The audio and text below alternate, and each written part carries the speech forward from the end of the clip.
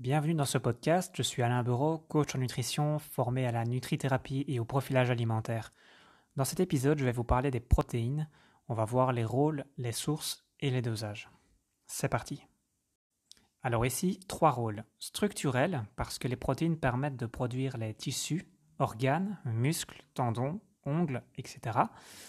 Rôle fonctionnel pour tout ce qui est enzymes, hormones, dont l'insuline, les anticorps, les transporteurs, les récepteurs, les antibactériens, etc.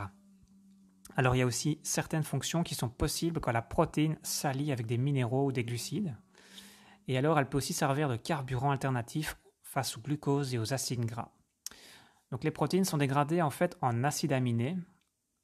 Donc on va consommer des produits qui vont contenir des protéines.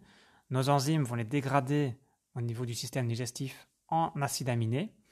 Et donc, suite à ça, il va y avoir une recombinaison des acides aminés pour pouvoir avoir des actions bien spécifiques par rapport aux besoins de l'organisme. Donc, chaque forme de protéine qui sera fabriquée aura une action bien précise. Et en fait, si vous voulez, les protéines fonctionnent avec une relation clé-serrure, c'est-à-dire qu'elles ne pourront pas aller n'importe où. Elles vont vraiment aller se bloquer là où elles doivent se bloquer pour réaliser une action précise. Alors, au niveau des acides aminés, on a 10 essentiels, 7 conditionnements essentiels et 5 non essentiels qui sont donc suffisamment créés par l'organisme. Au niveau des sources, alors on va parler d'abord des protéines animales. Elles ont la particularité de contenir tous les acides aminés essentiels. Maintenant, il faut toujours peser le pour et le contre, les avantages, les inconvénients de certains aliments. On va ici en décrire quelques-uns. Donc, les produits animaux, on va parler principalement des viandes. Généralement, ils sont plus riches en graisses saturées, alors que c'est vraiment les moins intéressantes pour la santé, parce qu'elles sont pro-inflammatoires, elles sont vasoconstrictrices, donc ça va limiter la circulation, et ça va augmenter le risque cardiovasculaire. Elles sont plus riches en acides aminés de type leucine, donc c'est un acide aminé qui, en fait, s'il est en excès, il va favoriser l'activation de l'inflammation. Il y a toute une série d'actions qui va mener à l'inflammation et donc la leucine va participer à ça. Donc c'est plutôt négatif quand on consomme trop de leucine. Et généralement, la leucine est présente en excès dans les viandes et dans les maïs. Alors les produits animaux sont généralement aussi plus riches en fer. Alors du fer, il en faut. Donc je reviendrai. Donc les produits animaux sont plus riches en fer, donc le fer c'est bien, mais pas trop ni trop peu. Donc s'il y a un excès de fer, ça va avoir un effet pro-oxydant, pro-inflammatoire, ça va favoriser les proliférations des virus, bactéries, champignons ou voire cellules cancéreuses. Donc le fer, il faut faire attention à ne pas en surconsommer. Donc déjà, si on est un homme, qu'on ne perd pas de sang, ça n'a pas de sens de consommer de la viande rouge tous les jours, par exemple. C'est pareil pour une femme ménopausée. Maintenant, quelqu'un qui perd du sang ou qui est en croissance, c'est différent. Là, le fer sera le bienvenu via les produits animaux. On parle bien ici de sources alimentaires et pas de compléments. Donc, les viandes sont aussi malheureusement de plus en plus riches en polluants. Et en fait, les polluants sont bloqués dans les graisses. Tout ce qui est polluant, perturbateur endocrinien, c'est liposoluble. Ça va aller se stocker dans les graisses et ça va rester coincé là. C'est pareil pour nous en tant qu'humains, mais c'est aussi pareil pour les animaux. Donc voilà, s'ils consomment des aliments OGM, pollués, qui sont vaccinés, qui ont des médicaments, eh bien, il peut y avoir des résidus. Et il faut faire attention à ça parce que la cuisson n'élimine pas tout. On peut aussi rajouter que les produits animaux, généralement, sont trop cuits. On pense au barbecue. Il faut faire attention à ça, en fait, parce que les produits animaux qui sont trop cuits, à partir du moment où vous avez du bruni ou du noirci sur le contour de l'aliment, ça, c'est des molécules de Maillard qui sont difficilement éliminées par l'organisme. C'est très, très problématique parce que ça peut vraiment remonter jusque dans le cerveau et favoriser les pathologies neurodégénératives. Moi, je vous conseille de favoriser les cuissons douces. Et si occasionnellement vous avez des aliments un peu trop brûlés, alors découpez le côté brûlé pour éviter de le consommer. Et donc l'excès de produits animaux peut aussi avoir un impact négatif sur la flore intestinale. Alors la flore, on sait que c'est très important de l'avoir bien équilibrée. Trop de produits animaux la déséquilibre dans le mauvais sens. Et donc ça va augmenter les fringales, ça va augmenter tout un tas de conséquences derrière. Ça peut augmenter de l'inflammation, ça peut augmenter le risque de perméabilité intestinale, ce qui peut engendrer des intolérances ou des allergies par la suite. Avoir une bonne flore intestinale, c'est quand même important. Alors je ne dis pas ici qu'il ne faut pas consommer de produits animaux, je ne dis pas que si vous en consommez, tous ces problèmes vont se produire. Ici on parle de manière générale, ce qui a été démontré scientifiquement, mais bien entendu c'est la quantité et la qualité qui va faire en sorte que vous allez plus ou moins augmenter ou diminuer ces risques. Un cas n'est pas l'autre, un aliment n'est pas l'autre, mais ici on va parler de manière générale. Alors les avantages des produits animaux, c'est que l'on trouve du zinc qui est plus assimilable que le zinc présent dans les végétaux. Et on retrouve la fameuse vitamine B12, cette vitamine qui n'est assimilable que par les produits animaux. Donc les personnes qui ne consomment pas de produits animaux doivent se complémenter en B12. Même si vous voyez de la B12 dans des aliments comme dans la spiruline, eh bien sachez qu'elle n'est pas assimilée. Ensuite, au niveau des protéines végétales, alors on peut en retrouver dans les oléagineux, les céréales, les légumineuses et les graines. Dans ces aliments, on n'a pas tous les acides aminés essentiels ensemble. Donc c'est là qu'il est important de fusionner certains aliments. Généralement, on peut remarquer dans certains pays l'association des céréales avec des légumineuses, comme le riz, les pois chiches. Maintenant, ça ne doit pas nécessairement être au même repas que l'association doit être faite, mais on va dire au cours de la journée, ce serait l'idéal d'avoir au moins les deux aliments végétaux pour dire d'avoir les acides aminés essentiels. Même si voilà, ça ne va pas créer une carence du jour au lendemain. Il y a quand même des végétaux qui contiennent tous les acides aminés essentiels. On a les graines de chia, le quinoa, l'amarante et le soja. Alors l'avantage des protéines végétales, c'est qu'elles contiennent également des glucides, des fibres, moins de graisse ou alors des graisses de meilleure qualité comme les oméga 3 ou oméga 6. Elles sont plus riches en vitamines, en minéraux, en polyphénols. Ça va par contre diminuer l'assimilation du zinc, notamment à cause de l'acide phytique. Donc dans ce cas-là, le trempage des légumineuses et des céréales peut aider à favoriser l'assimilation du zinc végétal. On est facilement en carence de zinc, donc c'est vraiment quelque chose d'important à vérifier au niveau d'un bilan sanguin. Le zinc permet de recombiner les acides aminés en protéines. Donc sans zinc, toutes les protéines de notre organisme ont du mal à fonctionner, à se former. Donc c'est très très important d'avoir un taux de zinc adéquat pour pouvoir former des protéines dans le corps. Alors dans les végétaux, le fer n'est pratiquement pas assimilé non plus. Donc nos apports en protéines doivent être suffisants mais pas en excès. Ça c'est toujours la même chose, hein, c'est une question d'équilibre.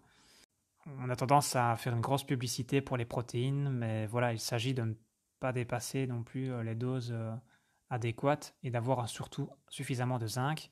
Lui, on a tendance à l'oublier alors qu'il a vraiment un rôle primordial par rapport à ça. Même si ça peut se faire ponctuellement, sans pour autant que ce soit au quotidien. Encore une fois, on a chacun nos habitudes, mais voilà, une fois que vous avez la connaissance, vous avez le choix d'orienter vos habitudes alimentaires. Voilà, donc comme je l'ai dit, les apports vont dépendre de différentes choses.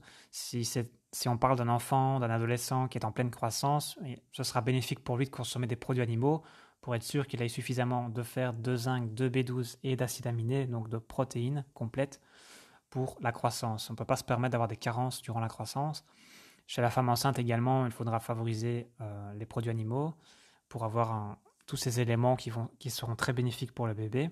Mais par contre, comme je l'ai dit, chez l'homme adulte et la femme ménopausée, on n'est pas obligé de consommer des produits animaux. Maintenant, pour les hommes ou femmes ménopausées qui consommeraient encore trop de produits animaux et qui pourraient avoir un excès de fer, une bonne solution serait de faire des dons de sang. De cette manière-là, vous évitez d'avoir un excès de fer, parce que l'excès de fer est vraiment promoteur de tout type de problème avec le temps, avec les années, et donc c'est vraiment quelque chose qu'il faut éviter.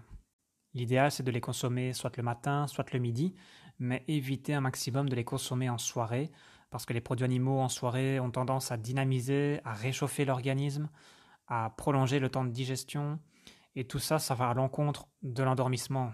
Généralement, en fin de journée, on doit calmer l'activité, on doit calmer la digestion, on doit laisser le corps se refroidir et amener à avoir un sommeil réparateur complet. Donc idéalement, le soir, ça pourrait être un repas végétarien qui ne contient pas de produits animaux. Maintenant, si vous devez consommer des produits animaux et que vous ne l'avez pas fait de toute la journée, bien entendu, vous pouvez en consommer un peu le soir, c'est pas un souci. Mais je parle ici d'une habitude à long terme. Ça peut être bien de favoriser les produits animaux plus en journée qu'en soirée.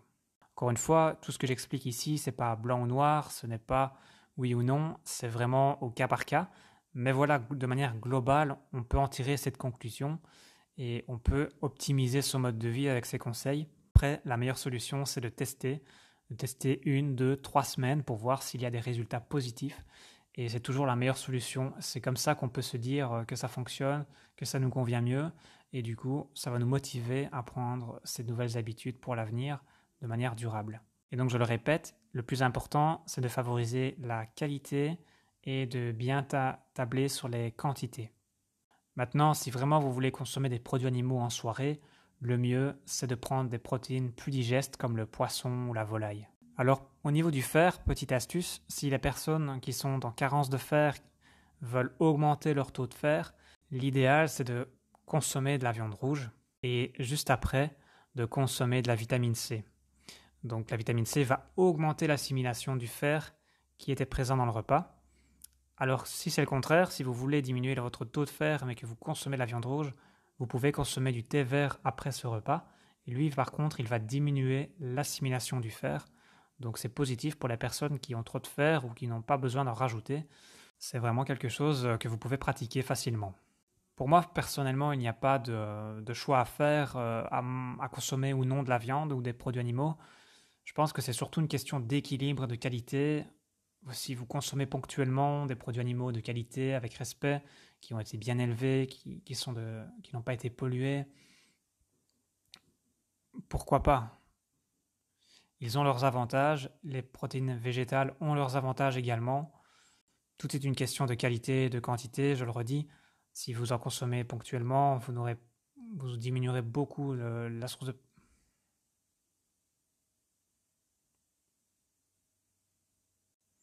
Voilà, donc pour moi, il ne s'agit pas de choisir l'une ou l'autre source de protéines, tout simplement. Vous faites selon vos envies, vos ressentis. Ici, je vous ai exposé la théorie, à vous de tester pour voir ce qui vous convient le mieux. En tous les cas, au niveau du fer, je vous déconseille de le prendre en complément, parce que le fer tout seul, ou parfois même accompagné de vitamines, ne va pas être positif en fait. Si vous voulez, le fer, c'est quelque chose qui est assez agressif pour l'organisme. On l'a dit, en excès, il peut créer pas mal de problèmes. Le fer, il est dans un circuit assez protégé, assez fermé dans l'organisme. Il est au cœur des globules blancs pour sécréter les substances corrosives pour attaquer l'intrus. Donc c'est un petit peu la munition des globules blancs, si on veut. Maintenant, si vous prenez un complément en fer, il va se retrouver tout seul dans l'organisme, et là, il peut faire des dégâts. Donc c'est pour ça que lorsqu'on parle de fer, d'un manque de fer, la meilleure source reste les protéines animales, les viandes rouges principalement. Maintenant, si vous souhaitez vous complémenter en fer parce que vous êtes vegan, alors demandez conseil à un professionnel pour bien choisir le complément et le prendre correctement pour éviter un maximum les soucis qui peuvent arriver. Alors pour ce qui est des dosages, on va tourner aux alentours des 1 g de protéines pour 1 kg de poids de corps, parfois plus, parfois moins, cela va dépendre aussi de la masse musculaire, mais globalement on est vraiment dans cette eau-là. Voilà, merci pour votre écoute, c'est tout pour cet audio, j'espère que ça vous a plu. N'hésitez pas à liker ou à partager ce contenu. Et si vous souhaitez me contacter pour en savoir plus ou pour vérifier un petit peu ce que je fais comme activité, ou pour vous procurer mon e-book gratuit, vous pouvez aller sur www.alainbureau.be. Merci à vous et à bientôt.